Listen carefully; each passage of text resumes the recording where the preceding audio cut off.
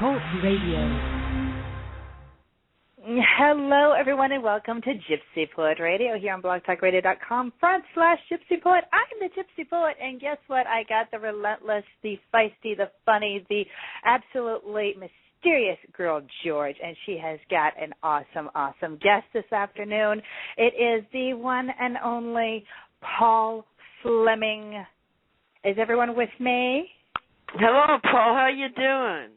I'm great. Good. So, I don't think we've actually spoken to each other in person probably in 25 years. So, well, you were on my very first TV show. When I first started the TV show, Blast. You were in Blast then. And you were playing with Walter. Well. And that was my very first TV show. And you guys were so loud that it short-circuited the whole thing. So that's one videotape I do not have is of your show. After that, I learned to get bands that had their own PA, their own sound man. They plugged everything into their PA. We got one cord that came from their PA into ours, and then I could get the sound. But I learned fast from you guys. Oh man, well, that was our first TV show too. So you know, if we were all learning on the job. Too bad. Walter was so cute too. Oh, he was. Walter's still a handsome man. He's still around and doing good. He was just adorable. I have some pictures of him somewhere in a three-piece suit. The man who had a dress. And then you joined the Mutants. How did that happen? Yeah. What year did you join the Mutants? Well, you know, the first place I lived in San Francisco, in fact, I had an old college friend who'd come out here, and I was living back in the Midwest, and he said, man, if you want to play music, things are going on out here in San Francisco, you need to get out here. And his roommate was Brendan Early, who became the Mutants' lead guitar player and one of the main writers in it.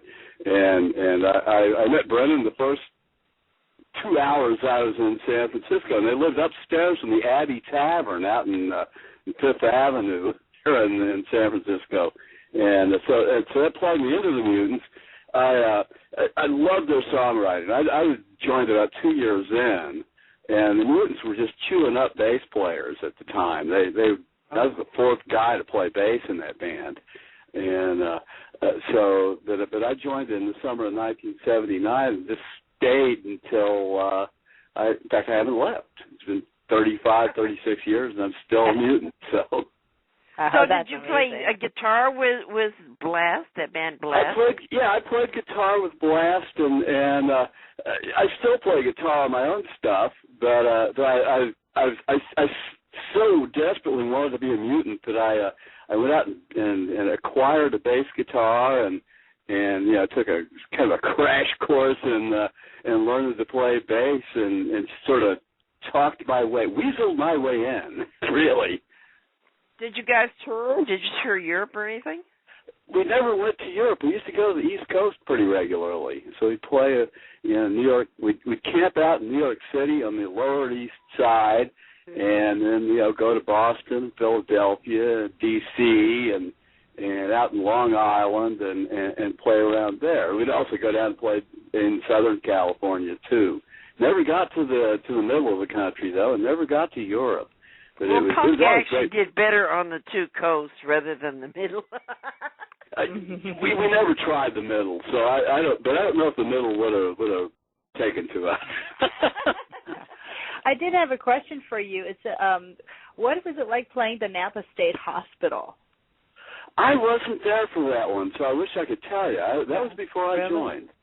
Yeah, it sounded like it was quite an exciting time, though, with the Cramps and the Mutants both. Mm-hmm. Yeah, that's what I thought. So while you were in the band, which bands did you open up for that you remember? Well, we opened for almost everybody who was anybody in those days. Mm-hmm. We played several shows with the Ramones. We played with Public Image Limited. We played a lot of shows with X over the years. X played with Phil too, didn't you? Mm-hmm. We had Phil. Yeah. And, did you play with the Sex Pistols themselves, or just with no, Ronnie Rotten? Sex Pistols. They were gone. Well, like I say, they finished up in '78 when they were with their show Wonderland. That was before you joined the Mutants. Yeah. We played with Pill twice. Once in Los Angeles and once up in Sacramento. And oh gosh, we played with all kinds of groups. It was just, you played at the Mabuhay a lot, didn't you? We played Mabuhay a lot. Almost every club in San Francisco we played. Played Mabuhay, the On Broadway, at the City, and the City. How about the Fillmore? We played not then, but we played the Fillmore in recent times. Since it reopened, we played there twice actually in the last. And the Great American Music Hall. Great American Music Hall, yeah, it was great fun. Beautiful room. I'd always wanted to play there, and I played the Fillmore was really exciting. That was kind of one of those times where you stand there during sound check, and you look at your little spot on the stage and say, "I'm standing in the very same spot that Pete Townsend stood in." You know. This is the same spot that Jimmy Page stood on, and it's a very cool experience. Yes, it is. Where are you from originally? I'm from Oklahoma. Oklahoma. How many kids in your family? There were two of us. I have a little sister and myself, and we were born in Tulsa, and then later moved to Oklahoma City. I went to high school and college there, and then came out here to California. What did your father do? My dad worked for. He grew up in the oil fields. You got to go back. My grandfather was a baby, and his father was in the Oklahoma Land Run. Wow. And it had been the 1890s, right?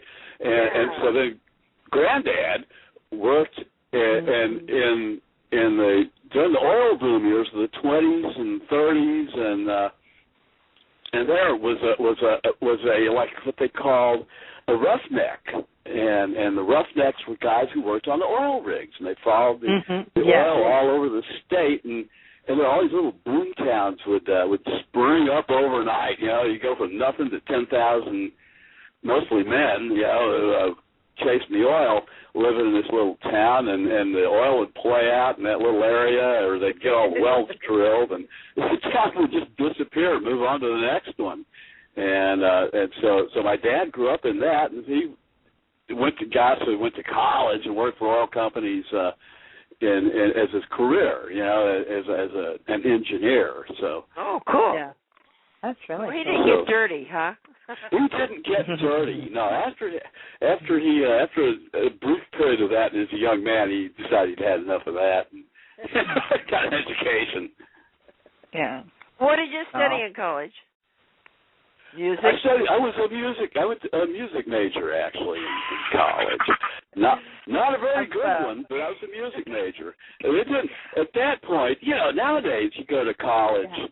And they have rock and roll degrees. You can major in heavy metal or something. And in those days, guitar players were just the low of the low in those days. It was all very traditional, kind of classical education, but I learned a lot. It was cool. I got exposed to some music I never would have heard otherwise, and some ideas I never would have thought about. Some astonishingly What did you think of Dirksen? Music. What did you think of Dirksen? I love Dirksen. Dirksen Me too. He was. I mean, you had to know that he was all bluff and bluster, and it was a show, and but he was out there, probably in his late 30s, early 40s, and he's taking an enormous. He seems so old to us, though.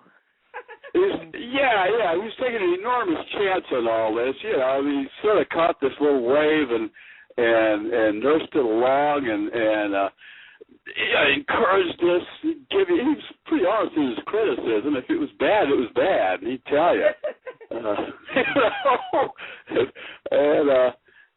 Did you guys ever play Al's Bar in L.A.?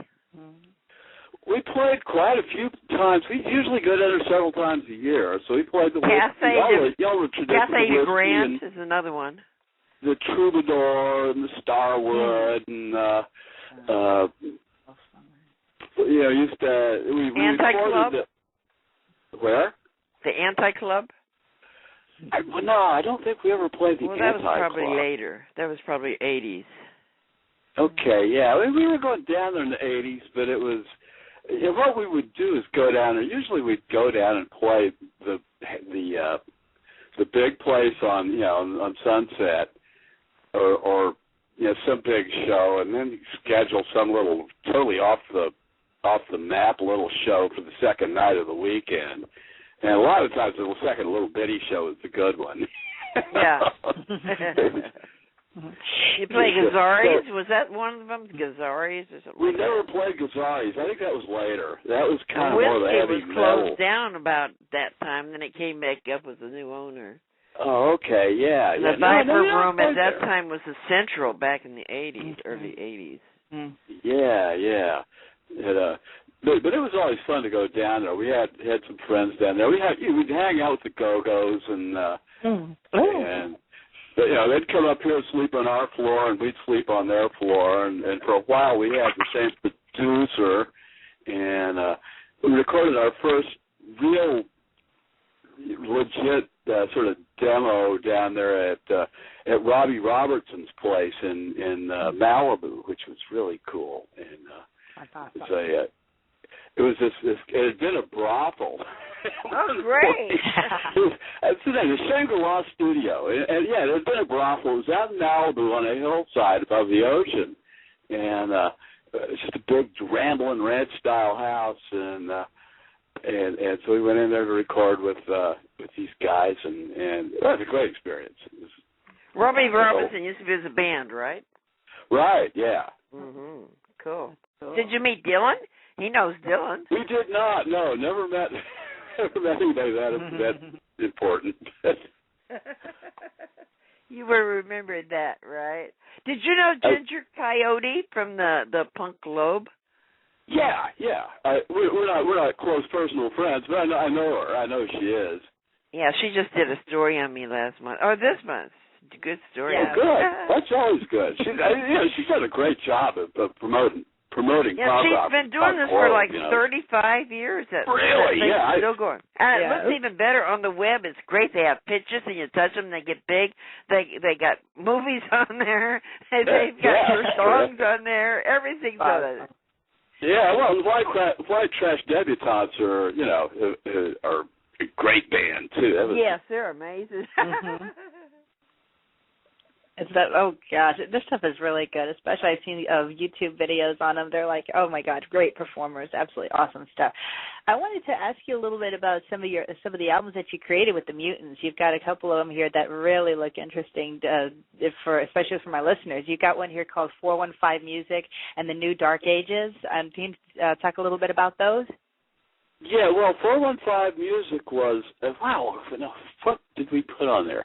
It was something that we had recorded. 415 was a compilation. The 415, so SBT was on there, and the Ready Mades, and there was a bunch of different groups, and we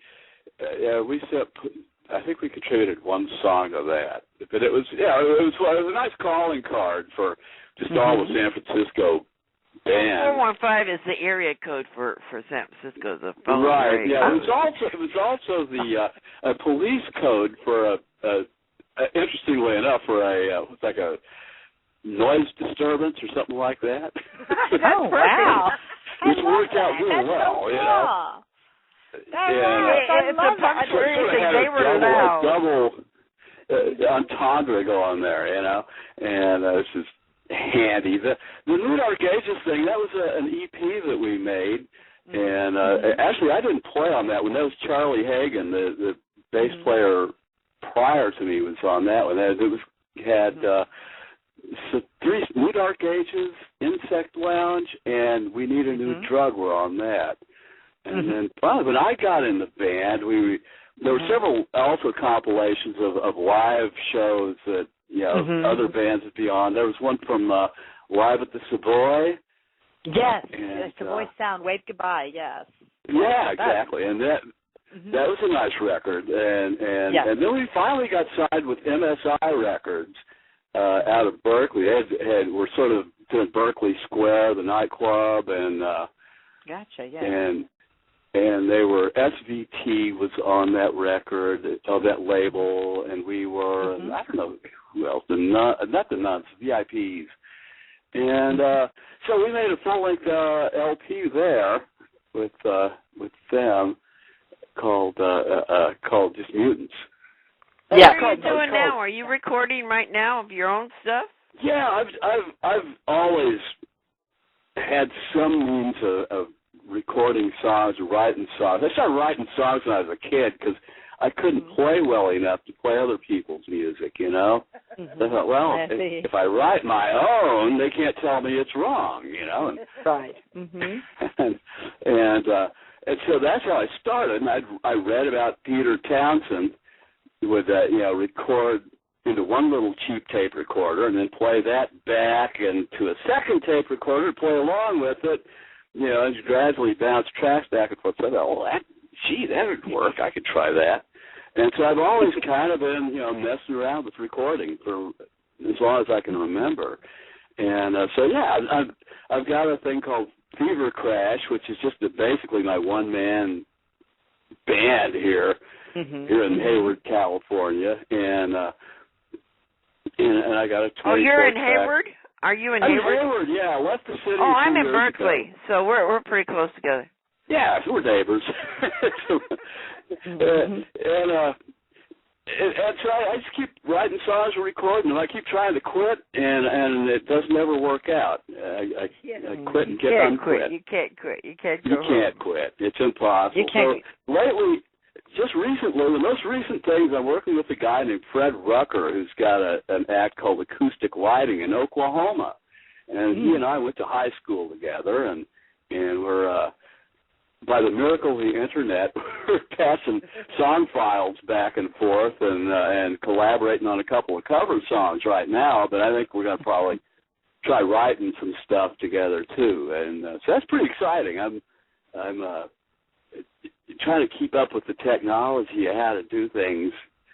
Because it's a miracle. The web has made it a whole lot easier to do a lot of things. You can, like this radio show. Yeah. Like she's in Texas, and I'm in Berkeley, and you're in Hayward, and we put it together, and everyone in the world can see it. So that's great. Yeah. That's really great. Yeah, things have really gotten decentralized. And on one hand, I don't think there's any money in anything anymore. There was never any money anyway. The manager would take it all anyway. Yeah, if there was money, he took it.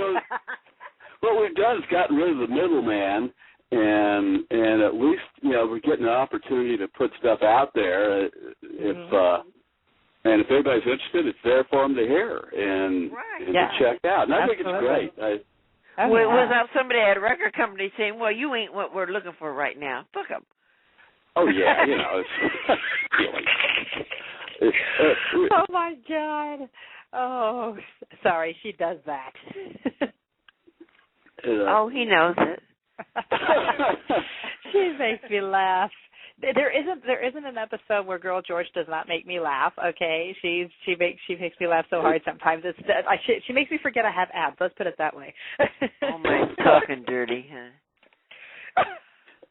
I remember. Of course, George from the Babu days. I guess that's the first place I ran into. Yeah, I saw this woman, in a cape and knee-high boots with a saber on her side. I was like, oh my gosh, who's this? And so it was always cut quite a dashing figure around the area. Oh my goodness! Wow, what an adventure this is for me this afternoon. Oh my gosh! God, so it's like I only get 30 minutes with everybody on the show, and both Girl George and I do, of course, and it's everything just goes by so fast, and I'm sitting here with all these with all the info in front of me, and I wanted to ask about each of these albums because they sound like they're so much fun to listen to, and so I'd like to present my listeners with some of these titles that I give to that I just throw out there, because really they're.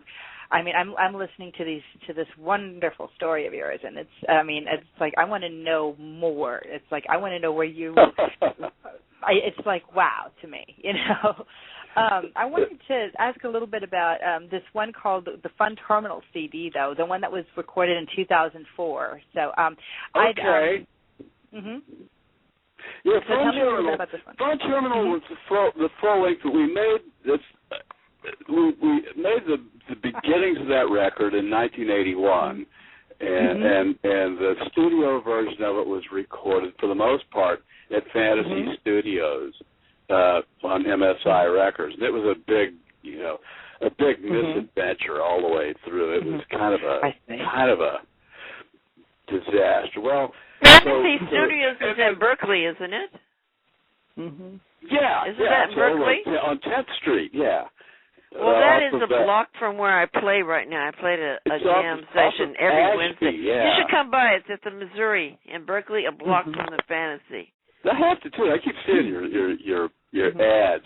So Fun Terminal, the Mutants lived and rehearsed upstairs from this place. You have the photo there of the Fun Terminal. We lived upstairs from that.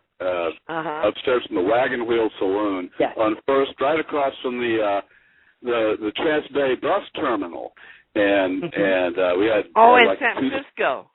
We had a 2-story loft there, and it was just kind of camping out, for 8 or 9 years, and Sally Webster, one of our girl singers, was kind of the leader of the band, was the main resident there, but the band rehearsed there for years. I was there for several years, and Sue White was there for several years, and so we were there. Finally, to continue the story, in 2000 or 2001, a fan of ours got a hold of us and said, "Well, I want to re-release this record, put out something." And I'm suddenly like drawing a blank on his name, Keith. I apologize to Keith. Keith's a great guy, and he went to all the trouble of gathering up all this material, the recorded material, getting permissions and getting copyrights and scaring up stuff from all these other recorded sources, the various compilation albums we were on, and unreleased tracks that were on demos and this and that, and put it all together for this release of Fun Terminal that you've got right there. And so we finally got it out in, 2002 or 3 or 2004, like you said. Yes. And it kind of got the Mutants back together then. We hadn't played since the 80s at that point, and we kind of said, well, we got a record out, might as well get the band back together. Who all is in the band? You got 2 girls in the band? We got 2 girls. We have 7 Mutants. The lineup is basically 7 people, and we have Fritz Fox is our lead singer. Fritz lives in Colorado, up in the mountains nowadays, and Sue White and Sally Webster are the other two singers, and so those 3 are the front people in front, and then in the back of David Carruthers is our drummer who lives in West Oakland, and Brendan Early is our lead guitar player. John Gullick is the rhythm guitar player, and all those guys are in the Bay Area, and then me, and we still we play a couple of shows a year, and the the instrumentalists get together. Every few months just to play together, just because we like getting together and playing together, and on Sunday afternoons. But I think we're playing. It looks like we're going to be playing the punk rock reunion. It's coming up September 21st and 22nd in San Francisco. Where's that going to be at? It's going to be at the Verdi Club, which is at 2424 Mariposa Street. It's kind of a Mariposa and... Potrero Hill. Mariposa and Potrero Avenue, yeah. Yeah, that's right around Potrero Hill. I know it. Yeah. I used to live up there. It should be. Well, there was a reunion last year, which was held at Lennon Studios, and was a really great time. Was had by all, and the people organizing it just do a fabulous job. Putting this whole thing together and putting together a couple dozen bands, and it's bands all day long, all day for 2 days. I got nominated for punk homecoming queen for that thing. As it should I be. probably won't win. It'll probably be Ginger Coyote that wins, but I got nominated anyway. We're nominated is good. Yeah. And honestly, my last question of the show is, I just absolutely love this. There was actually a film done on the Mutants, and it's called Mutants Forensic Report, which was released in 2007. Yeah, talk a little bit about that. That was Dirk Dirksen, who had collected. Dirk was a TV producer in his early years, so he never lost touch with that. That's kind of where he came from was this visual kind of thing. So of course, the Mutants played right into his wheelhouse. That he loved what we were up to, because we were always a very visual and theatrical kind of group. And so he had filmed a number of our shows and had them there in the archives, and so he put those together with interviews with the band, and in I guess 2005. It was shortly before his death, actually, and he was in the process of documenting a bunch of the bands at that time, and then he passed away. I think Thanksgiving of 2006. So. Is that stuff up on YouTube? Is that movie up on YouTube? Probably, and I haven't everything checked, in the so I world can't on YouTube. verify that. I'm probably sure it is. Damon Malloy also. It was Dirksen and Malloy Productions, and Damon is still around, so I would imagine it is still around and available to anybody who wanted it. Yeah, I had Dirk on my TV show, and he told me all about the TV show he used to have in L.A. that went like 24 hours a day over the weekend, Friday through Sunday. It went on and on and on. He just had one act after another, after another. Oh, my God. He said even Lenny Bruce was on the show. They come in disguise and go on the show and do something stupid. So he related to my TV show because it was pretty much like his. Yeah. So I filmed a lot of my TV shows at the Mabuhay after that. And I see the Doggy Awards where they gave out awards to the worst guitar player and stuff. The TV show, your show is great. I remember walking in there. It's kind of like, this is one of the first public access shows I ever heard of. Well, it was the first rock and roll one for sure, because it was pretty much old people doing community service kind of stuff about the city council or something like that, and I ended up going in there and taking over. But it was great. We had the best studio, brand new studio with 3 color cameras and a control room and everything. It was really cool.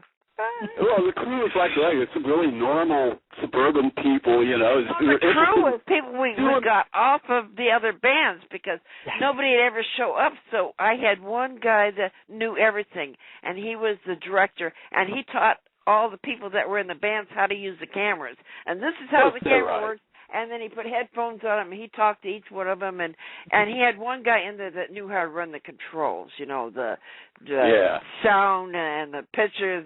He had one guy that would know that. Everyone else we just got from the bands. The bands would do the cameras and everything else.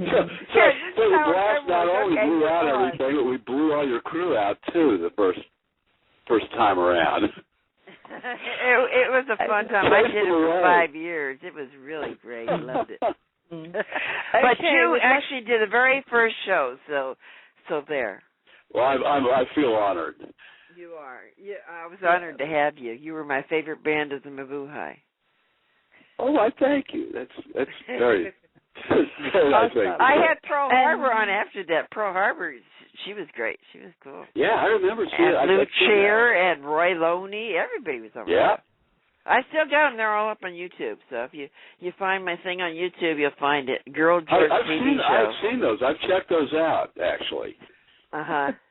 And now I'm putting the radio show up there with pictures. I get pictures and put on them and put your music on them. And so those are all with the radio show, the TV shows all together on the same site. Yeah. So you can see everybody in the world on there. Sounds awesome. great. Well, yes. And, of course, with less than a minute to go here, is there anything you want to plug? I think I plugged everything that I wanted to plug. If you get a chance, check me out on Reverb Nation. It's Fever Crash. Reverb Nation.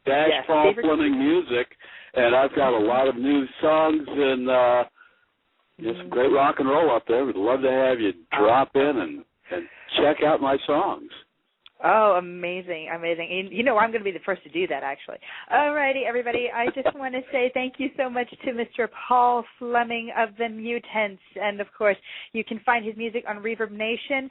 Please, also, don't hesitate to go to Amazon.com to check out the Mutants, the Forensic Report. That looks like an awesome movie to look at. Oh my goodness, I would love to take a look at that. Also to my co-host and my wing gal girl George, she is so full of fun and laughter and excitement and so sexy and beautiful and. Well, thank you, George, and thank you, Gypsy, for having me on. I'm just delighted and honored to get to speak with you today. It's been it was great. It was great. It's been a lot of fun. Absolutely. It was a blast talking to you. And oh my goodness. And everyone, please check out Paul Fleming. Please check out the Mutants. And please check out anything and everything that has to do with his music and with the music with the Mutants and everything else in between. It's been a great show. Girl George, thank you. It was a blast, Mr. Paul Fleming. It was amazing. You took us through a trip through memory lane and time and space. It was awesome. It's the Gypsy Poet, everybody. This is Gypsy Poet Radio, signing off, saying adios for now. Ciao.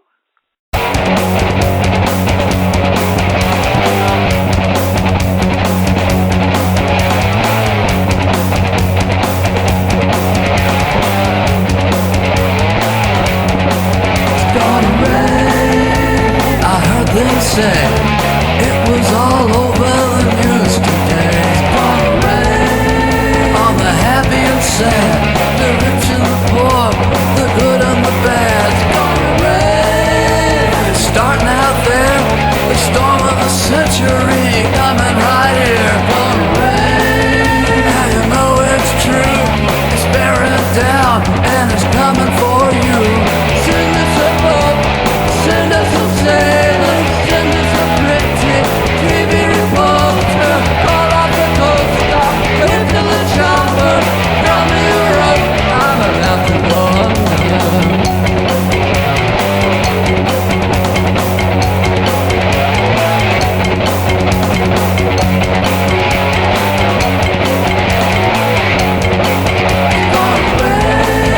Get the ammo and guns. There's no place to hide. There's no place to run. Gonna blow up a stone every night, every day, baby, all winter long. And it's coming on strong. It don't matter whose side you've been on. Gonna come right down, and the rain don't care if you swim or you drown. Send us a boat, send us a sailor, send us a pretty TV reporter. All off the coast,